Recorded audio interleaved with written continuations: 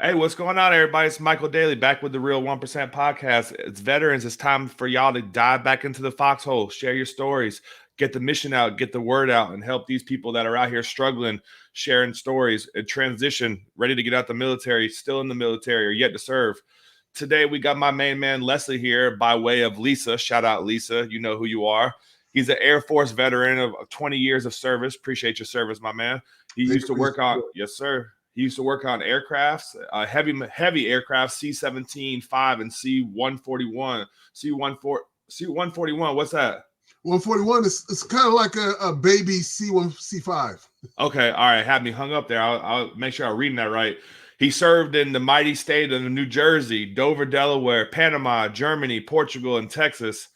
Good duty stations, not bad. And he went to high school to be an aircraft mechanic. He Yes, joined the service to be the aircraft mechanic. And guess what he's doing now, folks? He's teaching to be an aircraft mechanic back at high school, man. So appreciate you showing love to the kids in that field. You must really love it. He yes. said that he's had both good and bad supervisors, haven't we all? And even had a deal, unfortunately, with racist supervisors, which is absolute garbage, dude, because in the world there should be no color, man. But obviously that's a whole nother story. We can dive into that. And I'm sure you have some Definitely. interesting point of view. He said he's divorced, story of the military, remarried, 6 kids, 2 mine, 2 hers, 2 adopted, and I got one for you too, so you can make it 7 if you want. And he said, let's do it to save some lives, man. So without further ado, appreciate you coming on the show today. Leslie, how's your day been going so far in your Beautiful, holiday? Mike. It's beautiful. I have no complaints. God is good, All the time. and I'm just blessed. I'm just blessed. Absolutely, brother. Hey, so did you know when you were going to high school to be an aircraft mechanic that you wanted to join the military, or did you want to go work for the airlines? What got you in the Air Force? It was more or less just somewhere in my years of high school. I knew I was going to join the Air Force. Okay. Back in the 1970s, there weren't many opportunities for young African American kids, and it was like, right about then was when crack was starting to come up in the 1980s, and so it was like, you got to get out of town, or you're going to wind up in jail. You're going to wind up in the same grind as everybody else. So pretty much you lived through that cadence: go to war, go to jail. Pretty much. Yeah, That was real life back in the 70s. that was real life back in the 70s. 81 is when I graduated. Okay, where you from originally? Brooklyn, New York, born and raised. BX.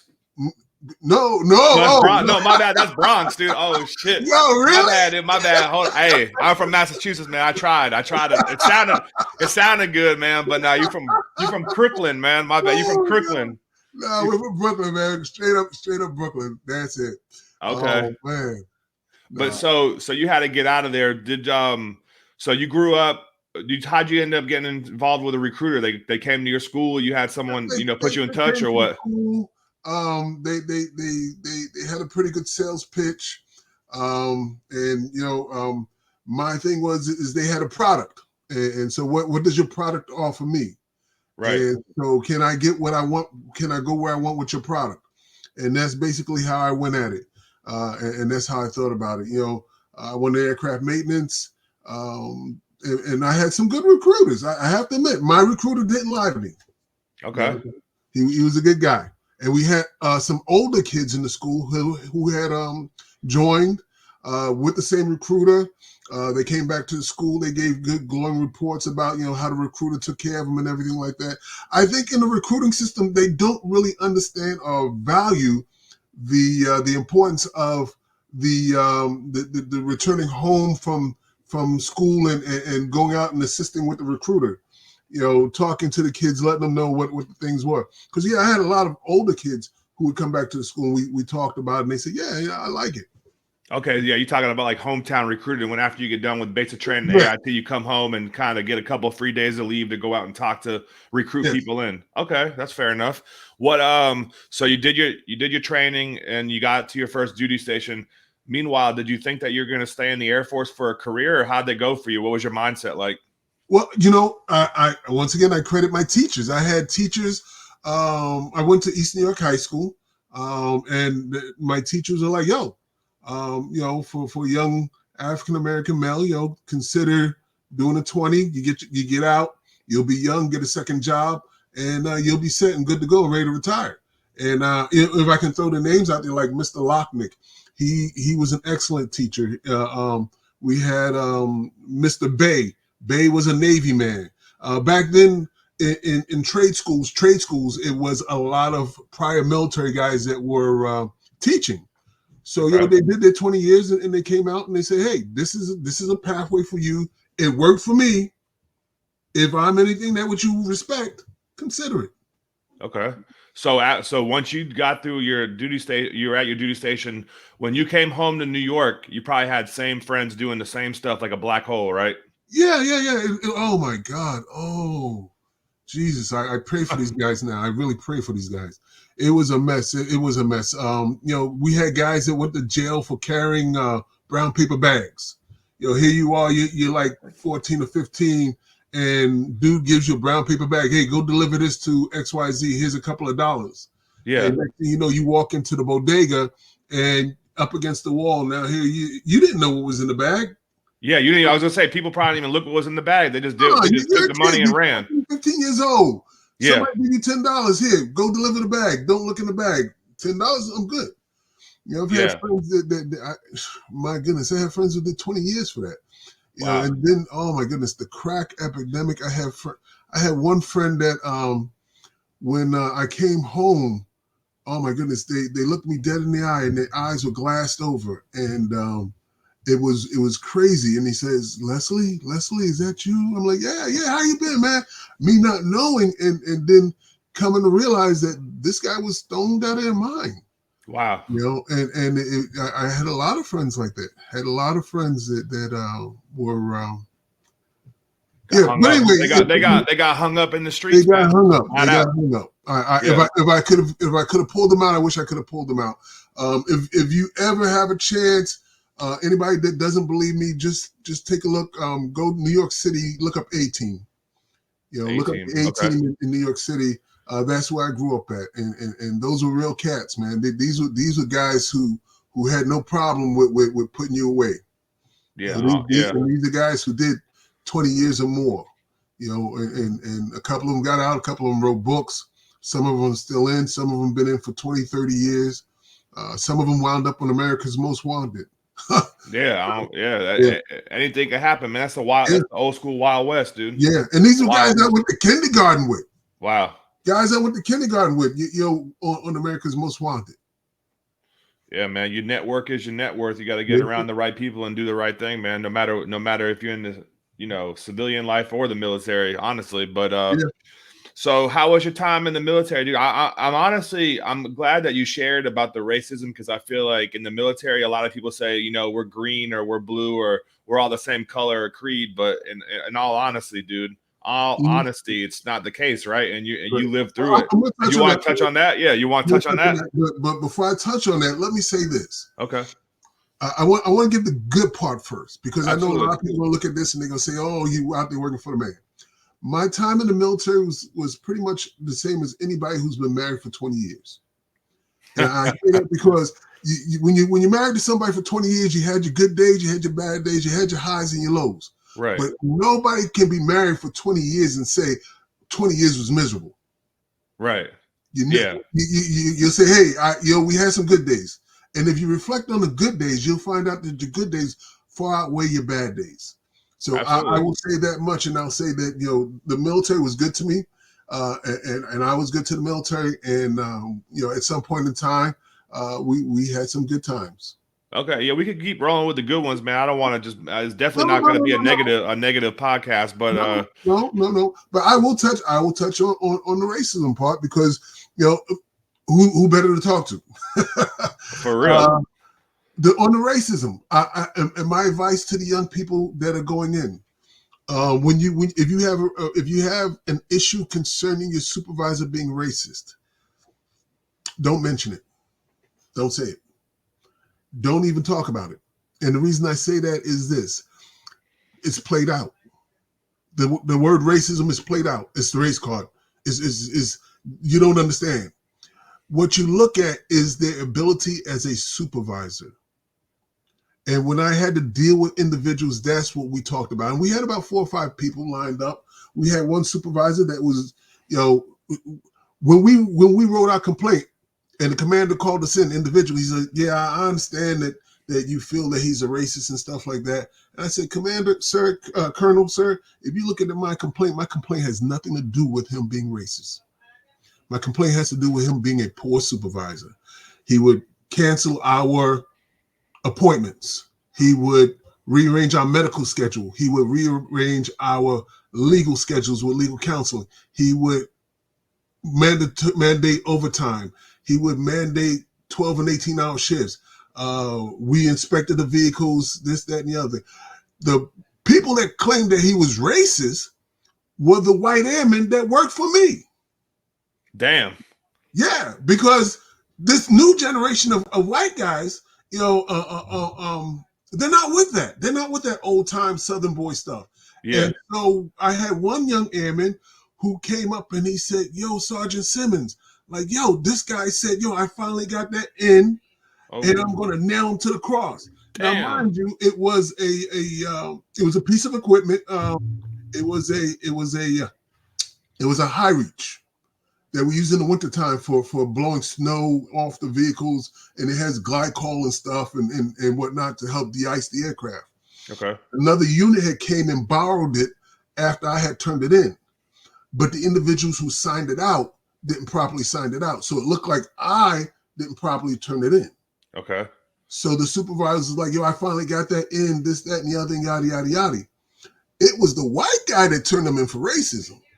But he had 5 black individuals that said he was a poor supervisor. And that's my advice to the young people today. If you have an issue with your supervisor, don't claim racism. It's played out. Point to their abilities and their responsibilities as a supervisor. An individual can be as racist as they want. I don't care. To try and prove racism, you got to prove what's in their mind. And if they're not saying what's on their mind and they're wise and they're smart, they're not going to. But an individual that's racist will show unfair treatment, preferential treatment to other individuals. Allow the command to figure that out. Respect to you for sharing that, man, because like you just said, honestly, it's just piss poor leadership and a combination of the racism, but like you said, it's kind of hard to prove it if he's not calling you out, calling you every name in the book, doing this, doing that. Which no one should experience, whether in the military or not, but that's just the world we live in. And, that's good advice from someone that's gone through it. So I appreciate you sharing that. Now to change gears and look at something else. Definitely. When you look at your military career, how fast did it go by for you? And when did you start thinking about your time after service? Oh my goodness. Time after service started the first day I walked in. I feel you on that, man. I feel you. That was it. I can say that when my father passed away, my father had passed away, and my mother said that your father left you some money, but I'm not going to give it to you. I'm like, well, that's okay, Mom. If you need the money, you need the money. And she said, no. She says, you're a good father and you're a good husband. And you're going to take that money and you're going to put it on bills and take care of your family. And she said, I don't want you to do that. She said, what I want you to do is go ahead and finish getting your airframe and power plant license. You started that in high school. I want you to finish it. So I went ahead and I signed up for a couple of Emory-Riddle courses and stuff like that. Refresher courses. I went down to the FAA, gave them my records from high school, gave them my letter of approval from my high school instructors, and then my command JQS from the Air Force and stuff. And they said, yes, you do qualify to go ahead and take the exams, and you do qualify to go ahead and see a DME. And so I went ahead and did the refresher courses. So the $6,000 that my mother gave me, it all went to school. It all went to school. And so that was like my first couple of years in the Air Force when my father had passed away.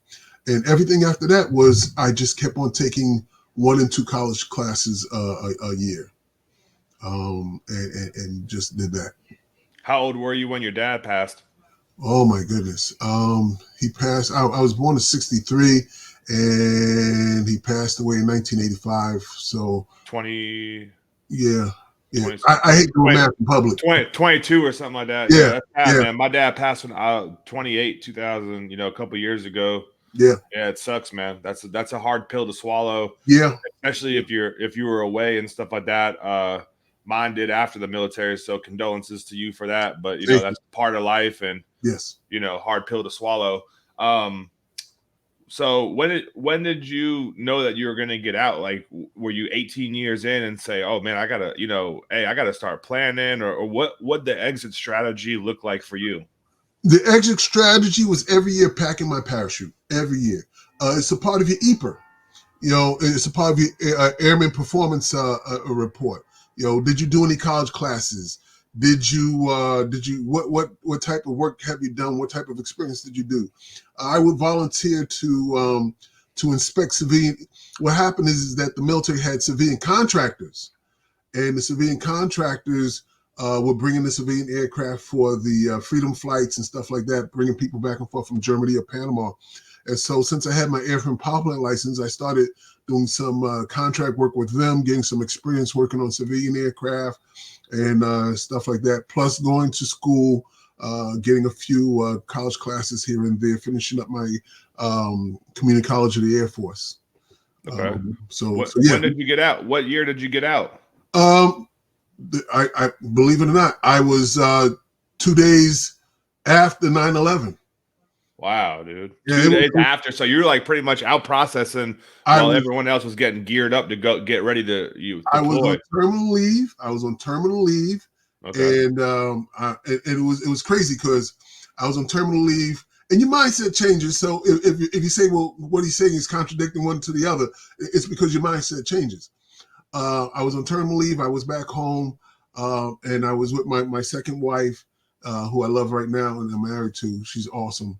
And I said, you know what? I sat there in front of the house when we drove up from Texas, and for the very first time, I was like, for the first time in my life, I don't know what I'm going to do tomorrow. Mm. And the wife sat there and she's like, why are you looking so depressed? You're home. You're out the military. I said, for the first time, I don't know what I'm going to do.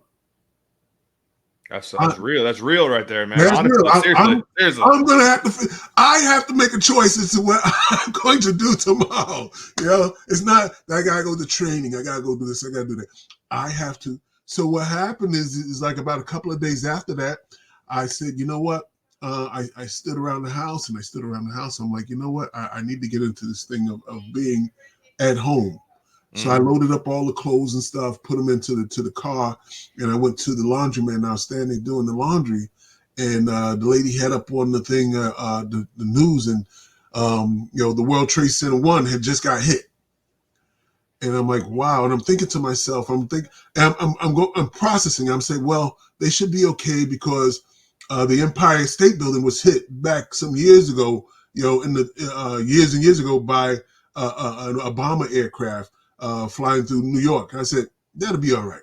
That'll be all right. And I'm thinking to myself, how would an aircraft get lost going down the East River? Because that's the pathway coming out of LaGuardia. And as I'm processing this in my mind, it came that they showed a picture of World Trade Center 2 getting hit. Mm. And it was like, oh snap, we're under attack. And that's when it hit me that, and I'm sitting here folding clothes. And it just hit me that we're beginning attack. Not too long after that, I received a call back from my squadron asking me what was my status, since they knew I was here in New York City and they were down in Texas. I said, I'm here. There's no way for me to get out of New York City. All aircraft are grounded. All bridges and tunnels are secure. We're locked into the city. They said, don't try and report back here, Sergeant Simmons. So I went ahead and signed up with the National Guard. Not the reservists, the Rainbow Unit over on Bedford Avenue.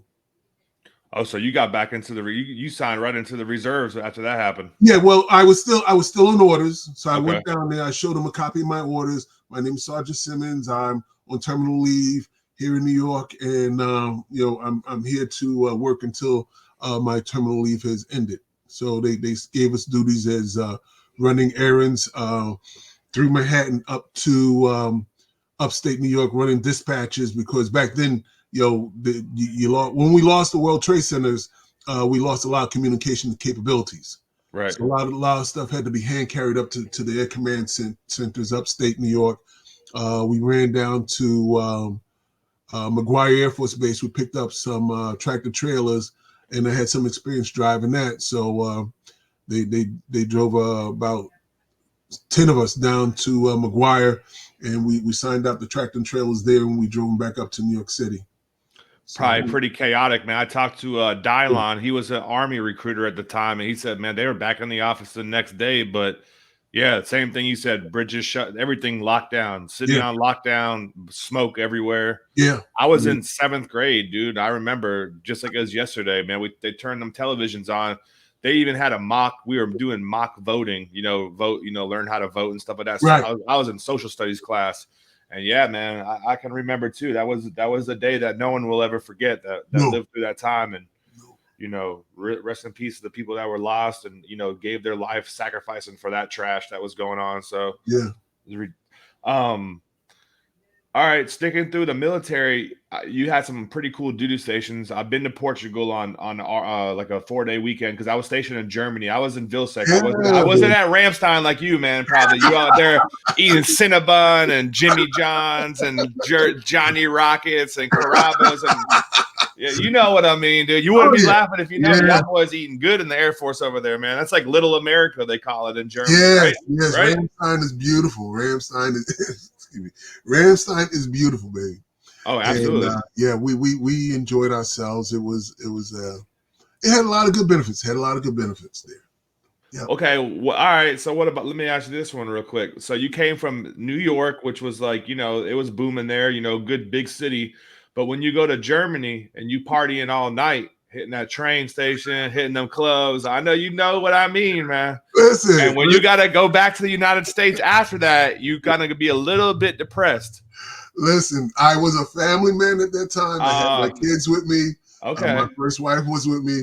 But yeah, a lot of the airmen did have a good time there.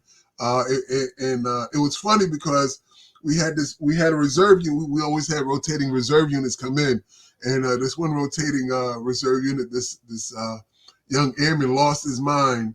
And he says, I'm not going home. And he went. Damn. He done fell in love with the fur lines, and I'm staying. I'm never going back to America. They have that happen, man, or they take one back with them. You know what I mean? Man, yeah, but he was there for less than 30 days. I'm like, bro, come on with us and just get on the airplane, go home. Don't worry about it. Just go home. What was your favorite duty station, you think? Oh my goodness. All of them had so many wonderful things. You've got to get out of the United States to find out what the real world is like out there. With Germany, it was great for my kids. I lived on a farm for a while in Germany. When we first got there, housing was sparse. We wound up having to move on to army housing. No offense to my army friends. Hold on, and you got paid more because you got paid more, man. The Air Force pays more when they have to live hardship duty paid, man. Living in the army base, y'all get more money. That's true. That's true, man. Yes. That's true. So we lived there, but before we got to move into base housing, we lived in a little town down in Germany, and it was beautiful, man. The farmer, he treated my kids excellent. He would take my kids out in the field, and they come in smelling like pig poop. Oh, yeah. Imagine you got a little 7 or 8 year old dad. I was wrestling with the pigs. That's a cool experience, though, man. You're not going to get that everywhere. You're not going to get that. Dad, I was with the farmer. We were working the tractor. Dad, we were doing this. I got to milk a cow. I'm like, oh my God. That's Go cool. upstairs to take a shower. Every day I come back and the farmer, he had my kids doing something. They loved it. Do they still remember it if you ask them about it? Because they're 7, 8, kind of pretty much they can remember that, right? Oh yeah. That's one of those what do you call it? Those points that are locked in time for you. Yeah. Those I can't remember what they call them right now. But it's one of those things that are locked in time. When we get together, we always laugh about that. That's cool. Dad, you remember the bull chased me? I'm like, yes, I remember. You almost got killed. That's cool, man. What about Portugal, dude? How was that? Well, Portugal was right after my divorce, and I was there. That was a healing time for me. That was a good healing time for me. Okay. We when I was there, it's very surreal, and it's crazy because you're on this little island. The A's was out in the middle of the Atlantic, and we used to go climbing to next to the club. The club was on the hill, and so at the side of the club was this little cliff. But there was something underneath. There was a little bit of rocks and the stuff underneath. You used to open up your field jacket and jump off the side of the cliff, and you'd be able to float for like a good 2 or 3 seconds, and then land. Boom! Dang. I mean, your field jacket would actually become a parachute. You like had them squirrel suits before the squirrel suit, man. Exactly. Okay. Now Portugal was pretty cool. I like Germany too, man. Like you said, you just gotta, if you're in the military and you're gonna get paid to travel the world, do it, man. Do it. You know what I mean? Try it out. See what. Don't go to the DFAC all day and stand in line and play video games. Get your passport. Get out. Do stuff. Travel the world, man. Even if you don't like it, you might see something you like or meet some cool people. So, what did you getting out of the military right after 2001 or right after September 11th? What did it look like for you to transition out as far as the VA goes? Like, did you ever get hurt while you were in service? Was that something that was shunned upon talking about being hurt or what? My desire at the time was to get into law enforcement and some other type of career field similar to that. So I didn't initially claim or file for any type of benefits because I didn't want it to come up as a disability. Okay. Which, in retrospect, I should have went ahead and did it anyway. But when you go through a divorce and you go through other marital issues, they seem to make it seem as though they got to eliminate a certain percentage anyway. So with that, it just came back as, well, you're an individual who has certain experiences in life that we don't necessarily want to add stress to your life. So I was like, okay, fine. So I went ahead and became a teacher. But that came down the road. When I first got out, and we got past the 9/11 and all that kind of stuff, I was like, you know what? I'm tired of responsibilities. And I was tired of trying to get into other city agencies. So I said, you know what? I just want to sit here at the YMCA and fold up towels. Mm-hmm. That was it. So I sat there folding up towels, handing them out. You want a towel? Here's a towel. And it was so stress-free, man. I don't blame you, dude. Wow. You want a towel? You don't want a towel. That's it. Yeah. How long that last though? That lasted actually off and on for about 2 to 3 years. It was off and on for about 2 to 3 years.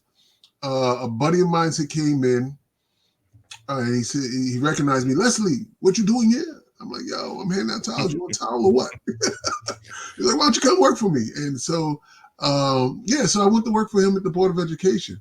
In the process of doing my paperwork, I went to work for 1 year at Air Jamaica. No, for 2 years I was at Air Jamaica, and before that, I was at Liberty Helicopter. Okay, how'd you like doing that stuff? Well, Liberty Helicopter was nice. It was like living out a lifelong dream as a kid.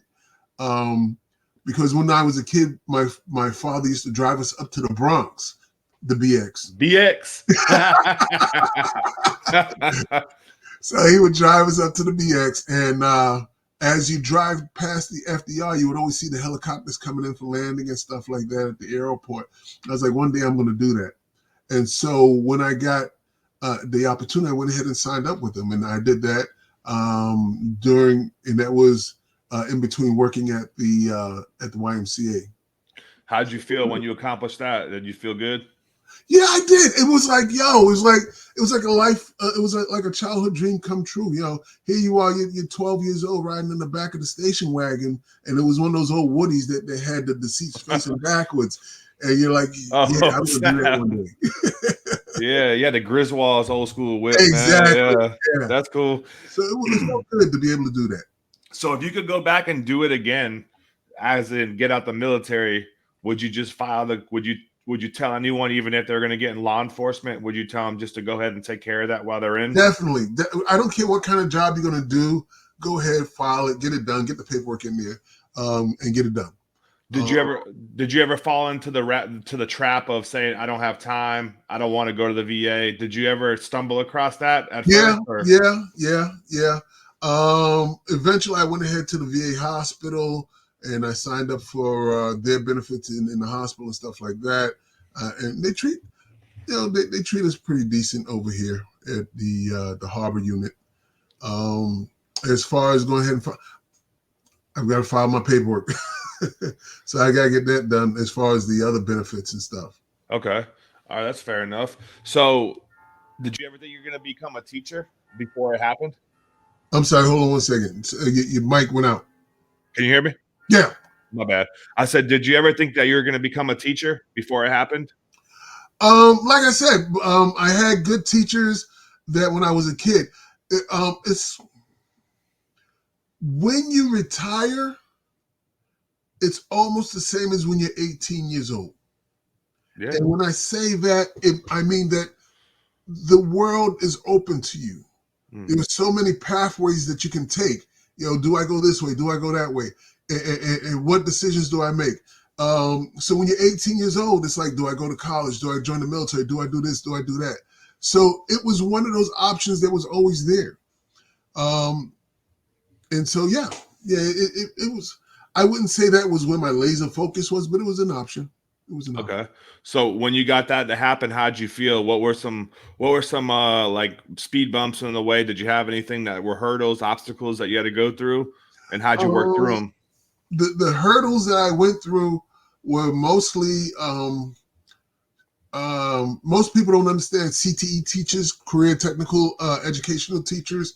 It's not a straight pathway. You've got to go down to the city and you've got to meet with a counselor and you've got to show them your credentials. You've got to show them your experience levels and stuff like that. Most teachers, your English, math, and science teachers, they go through college and college tells them this and that, and then they go and they get their credentials and stuff like that. So it's not the same process for CTE teachers or career technical education teachers.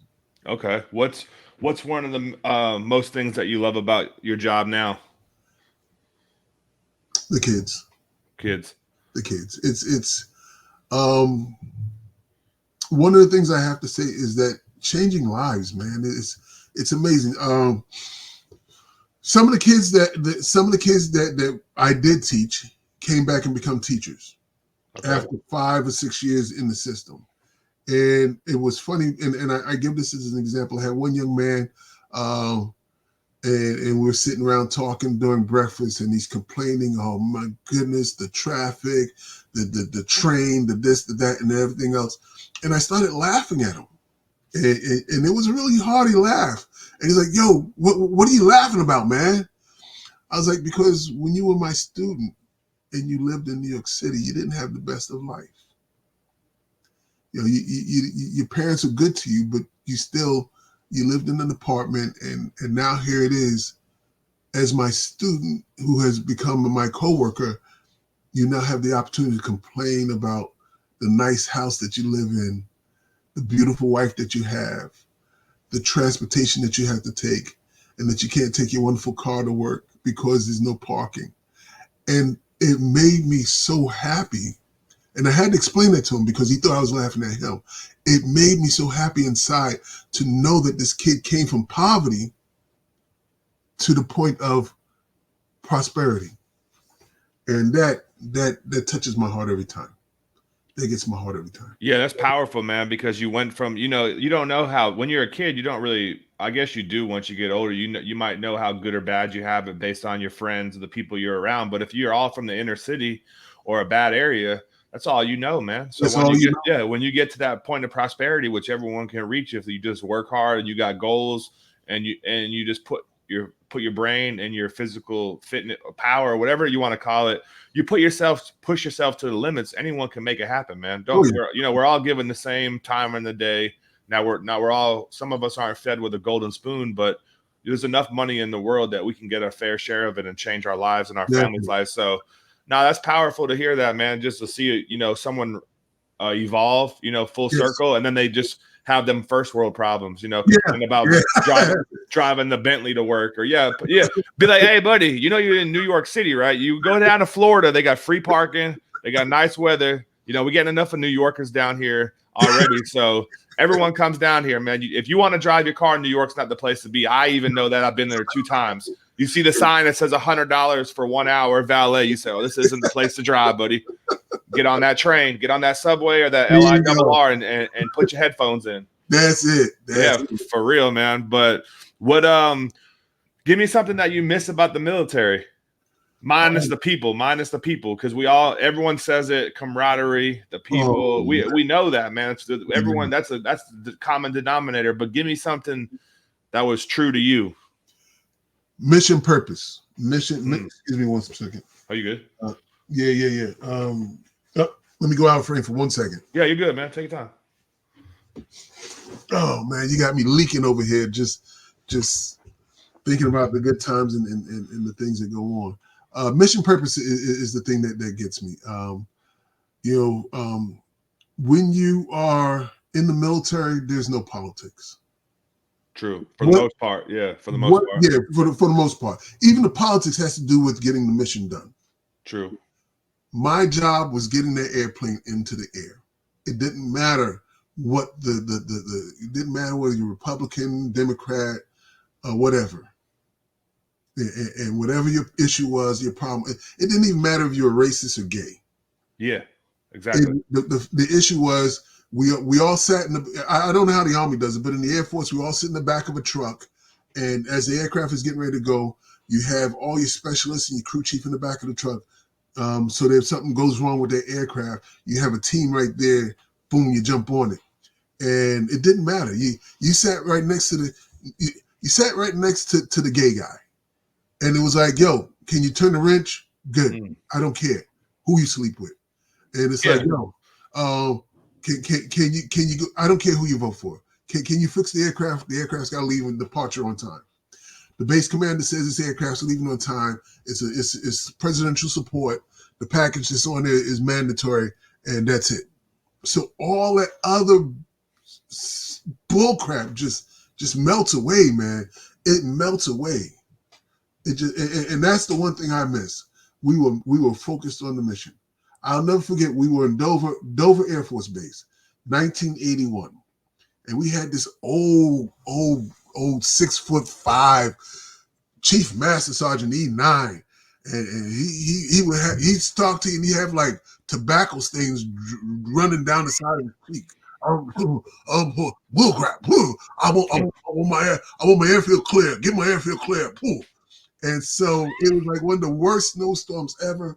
My man went downtown. He bought like about 50 shovels. Civil engineer couldn't get out because they couldn't dig the snow plows out. That C5, I told the base commander that C5 is going to take off. He's going to take off on time. Bullcrap. Give me 50 airmen right now. Get the shovels. Spitting brown juice everywhere, killing beetles by. And that was it, man. And we had 50 guys out there shoveling the snow as the C5 was coming behind us because we had the mission, bro. Yeah. No, absolutely, dude. That's good. That's good times because, like you said, don't matter where you from, don't matter who you doing, what you doing. Just get the job done, man. Come together as a team. That's why a lot of people that like sports and winning and like team games, they succeed in the military easily because they want the same thing. They want to win. They want to be great. They want to make it happen, and that's what you deal with most of the time in the military. When you got out, did you get around people like at the YMCA and stuff like that didn't give a damn? I mean, we all have, dude. So I guess it's kind of a silly question to ask, but I guess talking about digging a plane out to land in a snowstorm, flying to take off in a snowstorm, to folding the towels of the YMCA, although that's not what you wanted to do, but it was good to detach and just relax. Everyone needs that time to break. I would say most people aren't going to go balls to the wall every day, all day. But like, when did you think about that purpose or that sense of mission the most when you were out? Like all the time, or what was it like for you? The first time somebody told me it wasn't their job. Yeah. The first time, like, yo, we got to spill we got to spill out here. Where's the custodian? I don't know. Well, hey, bro, can you go take care of the spill? Not my job. Mm. I was like, what? What do you mean it's not your job? It's not my job. I'm not going to do it. I'm like, okay, fine. Just give me the mop bucket. I'll go do it. I'll go do it. And that's when it smacked me in the head, man. It's like, yo, right in the back of the head, like, yo, this isn't the military. And if they didn't get paid for that, they ain't doing that. That's true. A lot. I've dealt with some of that. I'm sure everybody else listening in, if you've transitioned out the military and you've been around civilians, that never served or whatever, they said, hey, they're clock watchers, or they don't want to go above and beyond. They're just No. doing like they barely even do. Man, I had so many different jobs when I got out of the military. I just couldn't do it, man. I couldn't do it. You get paid like food. I was in food service, and most of the time in food service, you're not making that much money. It's and you get around people that are like robots that are there just for the paycheck. They're not there for the greater good, dude. You know what I mean? No matter, there's probably plenty of other jobs, janitor, this, that, and the fourth, but it could be so much better if everyone just bought into the mission, dude. Yeah. You know what I mean? That's one thing about the military. They make you buy in. If you have a good leader in the military or in business, they're gonna get you to buy into the business or the mission at hand. Have everyone feel involved. Hey, what do you think, Simmons? What do you think, Daly? I think this. Oh, wow, they actually care what I think, whether you're civilian or in the military. That's how good leaders operate. Yeah. You get everyone to buy in. I had some of the best supervisors in the military. I'll never forget when I first got in. We had this one guy, Master Sergeant Jim Leach. It was like we had a couple of aircraft that were canceled or delayed. We were on the midnight shift. And so here it is. I said, what the heck? Hey, Sarge, you know what?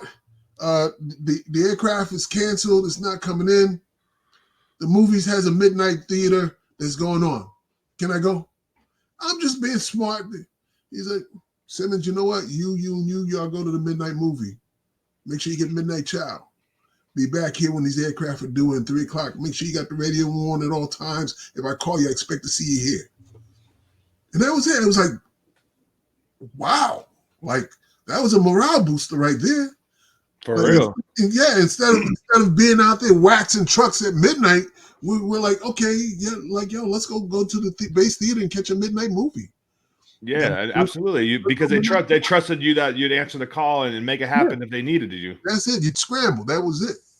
No, we had similar things like that because I was a cook. So in the DFAC, we'd have to work on the weekends. Obviously, the soldiers got to eat, but man, we'd split the shifts up. We say, hey, let's work these days, and y'all better come in here and pull all the weight the next day. And that we made it happen every time. No questions asked, dude. So you know what I mean? So that's what you do. And it's nice when you get a 3-banger, Here it is. Monday, dude. Tuesday, Wednesday, or Friday, a Thursday, Friday, and Saturday, something like that. Yeah.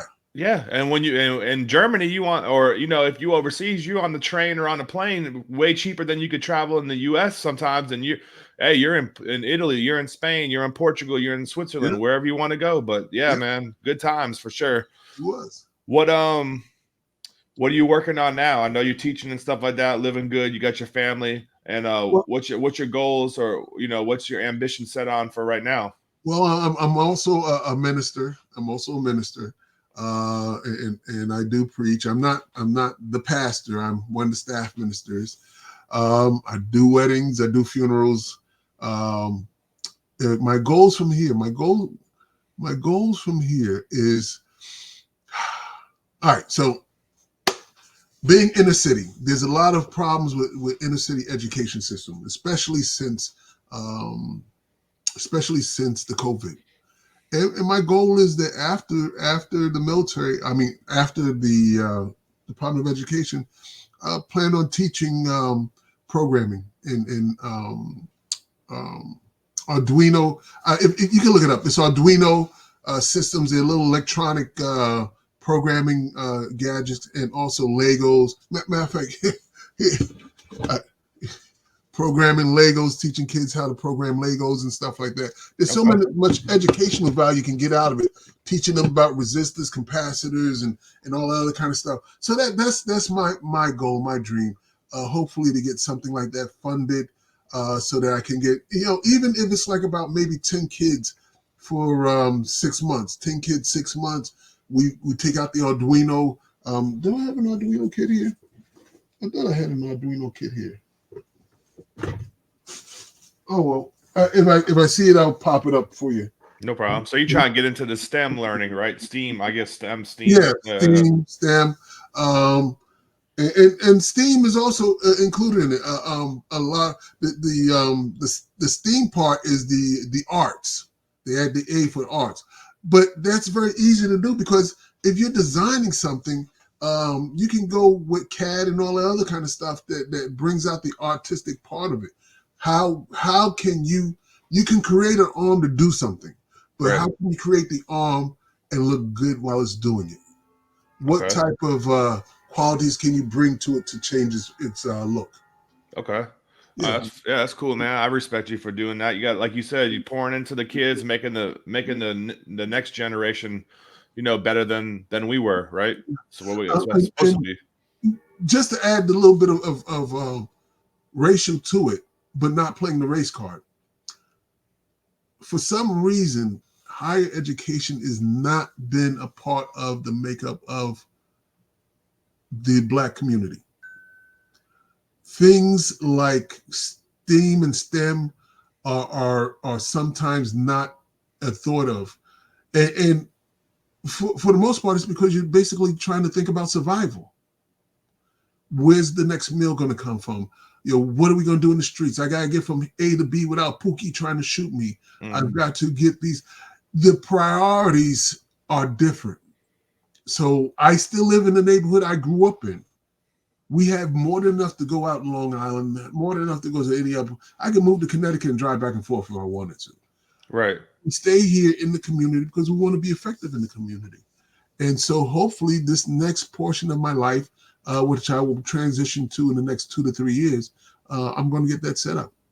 And hopefully if we get to talk again 2 to 3 years, you'll be able to say, yo, Simmons, what's going on? I'll be like, yo, we're humming. We're humming. You got to be.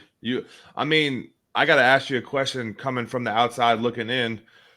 Do you think it's something to do with the programming of the community I mean, just because you said like you guys, it's like almost like, is it self-inflicted? Is it coming from the inside out? Is it a combination of both? Like, what is it that the corner cannot be well, like obviously we don't know the answers, but you're on the inside looking out. What is it that the corner can't be turned? What are the speed bumps? What needs to be done for it to happen? It is a pressure cooker. Hmm. The seasonings are being added, the flavors being added, and the cook has already decided what's going to happen. And when I say that, the amount of funding that goes to the community, the amount of resources that's provided to the communities, the amount of things that season the community may not be the same over here as it is across the street. Yeah, and everyone needs to wake up because we live in the United States of America. Take it for what it is. If you don't like it here, leave. Right? Live in a land of opportunity. Right? But at the same time, you got to look at what's going on behind closed doors. You're in the military. I was in the military. People listening to this probably in the military.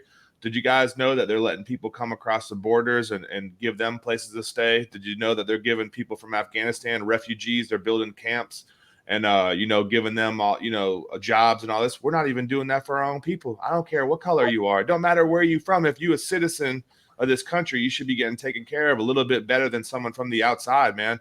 They're trying to make it like back in the day where this is just, it's infiltrated, man. There's going to be more outsiders than people that are from this country. It don't matter what color you are. We should, none of us should be struggling, man. I can agree with it to a limit. And the point that I go to is that you invade somebody's country, you make friends with them, and now you cannot leave them behind. Right. And so, of course, it happens in cycles every 10 to 20 years. When I was a kid, the biggest population that we had growing was the Vietnamese. And then it was the Chinese. And then, of course, you had the rumors about all the cats disappearing in the neighborhood and stuff. And so those were the things when I was a kid. At one point in time in New York City, it was the Puerto Ricans. coming from Puerto Rico. If you take a look at it, it was like the government was actually sterilizing women down in Puerto Rico from the 50s to the 70s. And so the way that they got away from sterilization because they were concerned about population explosion was to actually come to the United States.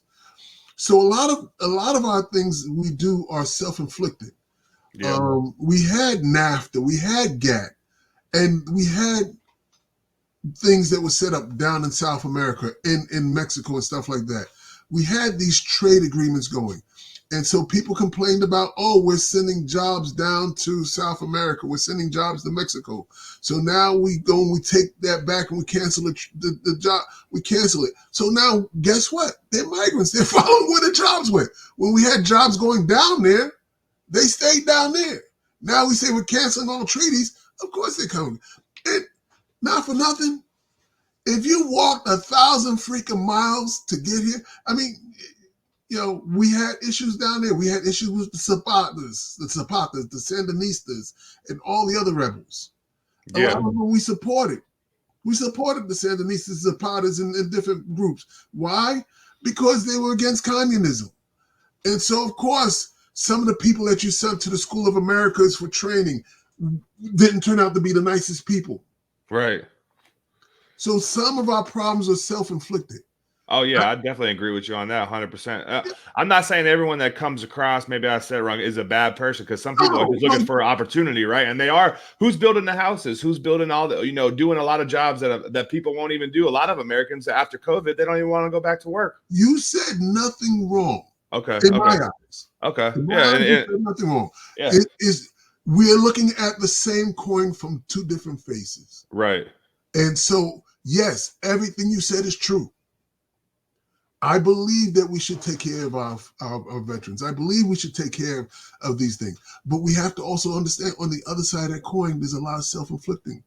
Absolutely, man. One of the things I can tell you for a fact is when I was stationed down in Panama, and I'm sharing this with you because it's already been in the news. We had we would do sneaky peeks going across down into South America. We had special design C-130s that listened to all of the traffic and stuff going on. That was on a movie. They made a movie about that, right? Yeah, absolutely. Tom Cruise. Yeah, dude. What was that movie called? I forget. I watched that not long ago, and I was like, "Damn, it's a pretty good movie, man." Yeah. I forget that movie, but yeah, absolutely. We would get the alerts.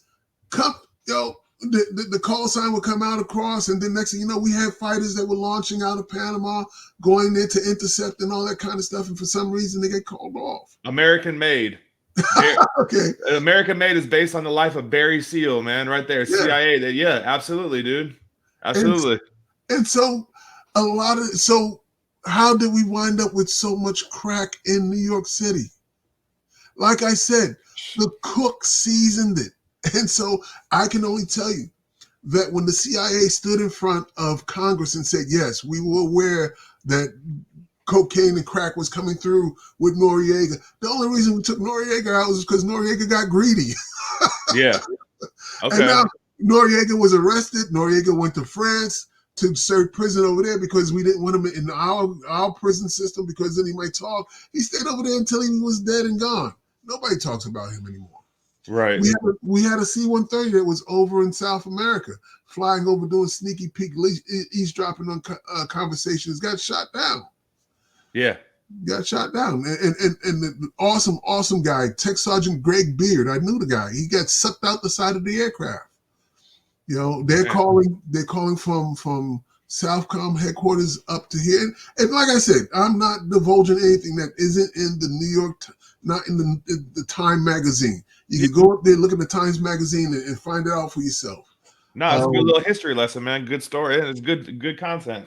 Yeah. Good. And so he gets sucked out the side of the aircraft. And so, the whole thing of you get the phone call, time to launch a mission for recovery. And so with that being said, how do we, the question that you asked is, do you think that people could have turned the corner or how could they turn the corner? How can you turn the corner if somebody's dumping tons and tons of crack cocaine into your community, and then they stand in front of Congress and admit to it. Mm. You had, Colonel Oliver, a lieutenant colonel. What lieutenant colonel has the right to send out missiles and stuff to South America? That wasn't signed. A lot of people don't realize that quite a few officers, you had one officer, admiral, committed suicide because he had the wrong freaking ribbon on his uniform, some low-class ribbon from the Navy that he was served on the ship at the wrong time and period, and so he decides to kill himself. You had some guy that was Oliver North's freaking boss that wound up, flipped over in the chair, killed and stuff. Listen, at the end of the day, and I'm not trying to sound like some kind of crazy guy that's out there in the conspiracy world, because you can look up To Kill the Messenger. That's another excellent movie. And we use movie names because this is how people can look at it without having to go do all the research for themselves. Absolutely. Kill the Messenger was one in which they tracked all this stuff down. They knew what was going on. So when you say and you ask what could be done in the community, what needs, even the Clintons came out and said, we no longer believe that there's such a thing as a super predator. There was never a super predator. You had predators who were being fed cocaine to divide it up and feed it into the neighborhood. Money had to be made. How do you make the money? You give it to the people that know how to make money. And so with that's why I say take a look at the A-Team. Take a look at that. Look it up. You don't have to take my word for it. I'm gonna take it because I know you're not. I know you're not out here lying. I'm not talking to you. I'm talking to your audience. I'm talking to your audience. Look it up because I know people are gonna be like, "Yo, this old guy don't know what he's talking about." So when you say what could be done to the neighborhood, there's nothing I can do with a Noriega. There's nothing I can do with an Oliver North. There's nothing I can do with a President Bush who was CIA. There's nothing I can do with Bill Clinton. What I can do is I can try and provide an opportunity for young youths in the urban region that will allow them to get an education. Somebody did it for me, man. Somebody took the time and said, you know what, let's sit down and let's talk. They planted the idea of becoming a teacher. What's that one movie where the guy goes into the dreams and they plant little ideas and stuff like that? I don't even know. Yeah. I don't know, but I get what you're saying though. I'm trying to look it up. Is it Inception? Inception. I had people in my life, white people, black people, Puerto Rican people, Dominicans, who planted ideas in my life. They said, "Hey, Leslie, you know what? You can't. Your options are limited, but you can still get some things done. Think about becoming a teacher. Think about this and that. Think about joining the military. Think about the things you can do." When I joined the Air Force, I had my third-class radio license because I had a young lady who at the time worked in the community center. And she said, you know what, if you kids want to learn how to become radio operators, I'll teach you. And she ran a nice program for us. And we sat there, we studied the books, how to get your ham radio operator's license, how to get your third-class radio operator's license, and all that. So by the time I was in the military, I was already familiar with electronics and working with comm systems and stuff like that. So it takes the individual. The big picture, the macro picture, there's nothing I can do with that. But let me get down to the pixel. And pixel to pixel, I can infect them, I can change them. Will I be able to change them all the way around? No, but somebody's going to get infected. And somebody's going to say, hey, you know what? These are good ideas. Working with Arduino is nice. I learned how to build computers. I learned how to program. I learned how to read code. And I learned these things. So that's my goal. That's my goal. I can sit here and we can discuss all of the conspiracy theories that there is, but to answer your question, and I'm sorry I went all the way around. No, we're good, man. We're doing good. Is It takes one person. And I might hope, I pray and I hope that I'm that one person. That's the reason I still live here in New York City. Hey, Matt, I'm gonna talk like a New Yorker real quick. Mad respect for you, B. I No got cap on that. yeah. Eh? No, hey, but no, for real though, man. That's how you got to do it, dude. You go through it. Someone did it for you. Each one teach one, dude. Pay it back. Exactly. Pay it forward. That's the only way we're gonna get better as a whole, as a community, as a nation, as a world, dude. We Yeah, can't be. yeah, We're so connected with the internet and social media, but at the same time, dude, we're so disconnected, yeah, dude. yeah, I feel at least that's my take on it. Maybe we all aren't. Maybe everyone's plugged in. So if you are, good for you. And if mhm, you're not, hopefully you know what Leslie said or what we say on this podcast. You can take it to heart and take it and take action. yeah, Don't be stuck in analysis paralysis. Take action, man. It's never going to be the perfect time. It's yeah, never going to be the perfect time to do this or do that, but you got to start someday. yeah, So why not do it today? Because at the end of the day, if you challenge yourself to be the best version of yourself, it's going to be hard for you to do that every day, but that compound effect of doing it every day. Sure, yeah, you'll have a bad day. You might slip up, but that's okay. That's life. Get around people that are going to plant those seeds. Get around people that believe in you. Get around people that see the bigger picture, not around people with a poverty mindset. yes. Because it doesn't matter where you're from, man. Doesn't matter. It doesn't matter, dude. We got social media. Use it to your advantage. Reach out to someone that's doing something that's, you don't have to reinvent the wheel. You reach out to someone That's that you look up to and say, how do I get around these people? that's why I love your podcast, because you're doing something that's going to change the vets. And I'm hoping that the things I say, yeah, I spoke about racism, but I also told you don't focus on that. Focus on the individual, what their qualities are as a supervisor.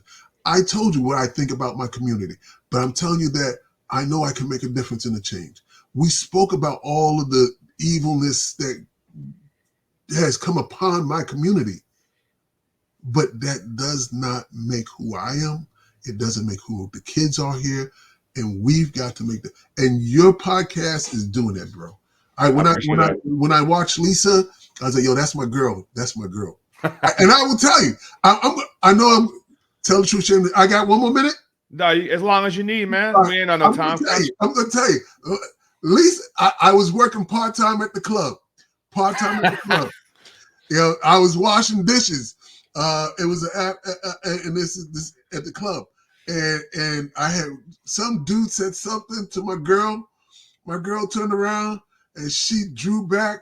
I was getting ready to step in and say, "You're like, yo, sir, you gotta leave the club." You know, even though I'm just a dishwasher out here picking up stuff, like we don't run that kind of establishment. Homegirl put dude on the floor. I had to step I believe over it. him. I had to step over him to get to the dishes. And like, yo, all right, I'll speak to you later, Holmes. That boy got put out the club, man. He It got was carried out. night. Sometimes that happens, man. Sometimes Shout it out to happens. Lisa Compton, man. Stand up, Yo, man. my girl's no joke. I always For tease her about it every time. Every time I get the chance, she's like, she's probably tired of me. Like, yo, let it die. I'm like, nah.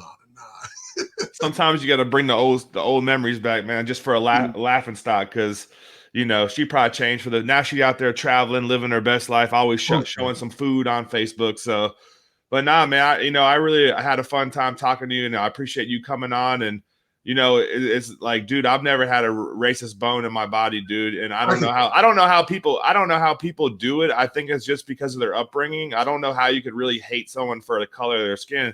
I just got a little less melanin than you, my man. We all from the motherland. It don't There matter. you go. You know what I'm saying? So but really, one thing I wanted to tell you is, and everybody else that's listening that believes is God's greater than all, no matter what. If we put our faith in Him and we seek Him, He can change it, man. But right now we going through tough times, and there's a lot of people that are on this new age. You could be whatever you want. I'm not going to judge you. I'm not perfect. I'm no better than you or anybody else. But it's a crazy time to be alive, man. But I'm glad we got to have this conversation, and you got to share your stories. We had some good laughs. We had some good serious discussion. Yeah. So I'll be honest with you, man. You got tears coming out of my eyes thinking about some of the sad and happy times. You got me over here leaking. That's good, man. Hopefully you can show this to your students or to your family. You rewatch it, and it's kind of like a little legacy, man. It's like I'm trying to leverage the technology in a good way. I got a 7-year-old son myself, and You know, it's not about getting clout. It's about being a real person, connecting with other people. Because I know I felt disconnected a lot, man, after I left the military. In the military, you meet so many good people, dude, but everyone goes their own ways. You might be you're still going to be friends with them. You still got friends, but everyone's in their own rat race. Yeah, It's yeah. not the same as being in Germany together and saying we're going to go catch a train and go get some food, or being on the farm with your family.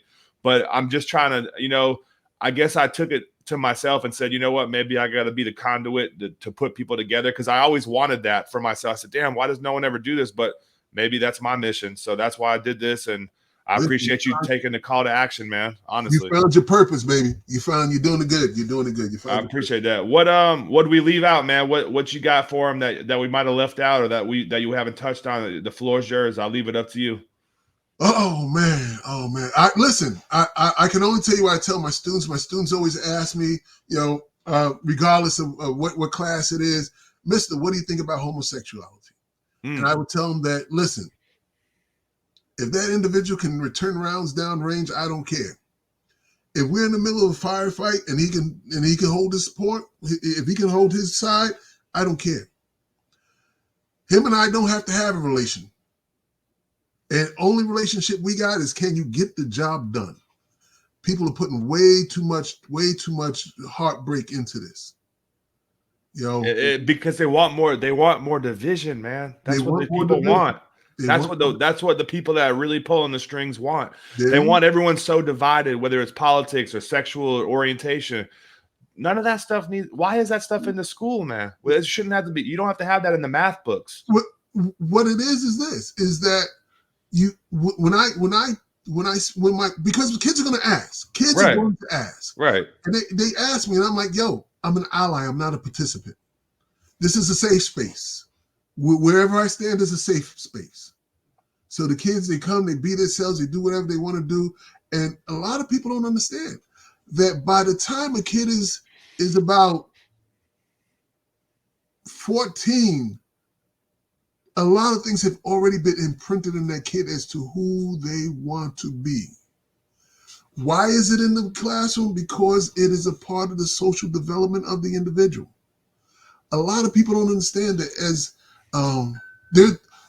listen, when I was a kid, I had to get a permission slip from my mother to learn how to put a condom on a banana. And that was back during the 70s. And what happened during the 70s, a lot of people don't understand, is that it was against the law to use birth control. It was illegal to use birth control. You got to look up the case called Griswold Griswold versus the state of Connecticut, where they had to actually go to Supreme Court and say that you have no right in my bedroom as far as how we do things. So once they got that law passed, that's when sexual education came out. Okay. And so that's when we were able to say, okay, this is how a condom is put on a banana. Kids ask teachers things that they're afraid to ask their parent. That's true. I've had kids who are from other countries, as we've spoke about, and in their countries, it is they're born here, their parents are from somewhere else, and it's already an arranged marriage to their cousins or something like that. And they Mister, what should I do? You should honor your parents until you're old enough to do differently. Right. And then when you reach that age, then you need to make a decision for yourself what you need to do. Mister, somebody did this or that to me. What do I need to do? Well, I need to take you down to the counseling office, and we need to go and make sure we get law enforcement in here, and we need to handle that. See, just because you don't tell a kid about it doesn't mean that it doesn't happen to them. And I've seen so many kids who have been SA'd, and it's not right. Mister, this person made me feel uncomfortable. This person in my family did this, or this person in my family did that. So just by not mentioning it, in some ways you're opening them up to the unexpected. A kid has to know they have the right to say no. A kid has to have the right to say no, that this is inappropriate. Nobody's ever going to make you take your kid to a princess tea room reading of a book at the library, whatever they call it. Nobody's ever made you do that. Right. The people that go there volunteer and they take their children there. So that's the way you want to raise your kid. If you feel comfortable with it, go ahead. The only thing that I don't agree with is the fact of gender reassignment before the person's 18. Yeah. Seriously, you having someone that can't even make grown-up decisions change. They're making those type of decisions now? Yeah. I mean, you got to figure if tomorrow my kid wants to play the saxophone and the next day he wants the drums, and then tomorrow he wants to go out and become a race car driver, let's slow down. And I've dealt with kids who've had reassignments, and it's a hard thing for them. They're afraid of what happens if somebody finds out that this or that. What happens if some? There's no reason for a 14-year-old to live in fear. Absolutely not. Of an embarrassment. A lot of people, consider it politically correct speech. Yeah. Actually, it's just being polite. Right. Yeah. And how did being polite become political speech? I don't know. But yeah. These are the things. These are the things that you asked me about. Where am I at with I'm with that a child needs to be allowed to be a child. If you don't want your child exposed to it, they don't have to be. Nobody's gonna make your kid go to a Princess reading tea. Nobody's gonna make. But you know what? When I was coming up, I had gay teachers. But I went home and I asked my mom, why does the teacher talk like this or that? That's because your teacher happens to think or want to be a female. Mom, is that right or wrong? That's them. That's how they live their life. And in my household, this is how we do things. When you get older, you'll have to make decisions for yourself. Well, respect to your mom for putting it like that, because some people probably wouldn't even be able to put it in context like that. They might take it all crazy or whatever. So that's a whole nother story. But that's a whole other story. Man, it's a crazy time to be alive, dude. That's the moral of the story, I guess. But Like you said, at the end of the day, everyone do you. Try to be the best version of you, whatever that is, and let everyone else decide what they want to do. Don't force feed someone something. You know what I mean? Just because. But yeah, man, no, I appreciate you sharing that and opening up. And I so be it, dude. We got free speech, and we could talk about what we want. We're not on here bashing nobody. So I feel like we had a good convo, and I look forward to seeing the impact that you're going to make in your community. And when I'm up there in New York, sometime we'll have to link up, man, for some good food. I know New York still got the good food, man. They got the Chinese, the real pizza, the Italian. See? But yeah, my buddy lives in Queens, so I've been up there before, and so I've been around, man. I'll catch you up there sometime. All right. Money making Queens. Let's go, man. I was about the only white dude. They probably thought I was undercover. Nah, they used to. They probably say, "What's up, officer?" Yeah, exactly. But it was cool up there, man. But I appreciate you coming on, and I look forward to seeing what happens for you in the future. And anytime you want to come back on and get another episode, I'm down for it. If you guys made it this far, I appreciate y'all listening in. Hopefully, you guys got some golden nuggets from Leslie or myself. And if you guys know someone in the military space, a veteran that wants to come on and share their story, I'd be more than happy to have them on. No veteran's voice should go unheard. Your stories matter. Don't let anyone tell you otherwise, whether you served in Vietnam or Afghanistan or anywhere in between, or even if you didn't go on a deployment, you still served. You raised your right hand, sacrificed your time. Some people didn't make it back, but if you're still here, I challenge you to come on here and share your story to change someone else's life for the better. So without further ado, I hope you have a happy new year. And I'll talk to y'all soon. Have a blessed night. Be blessed.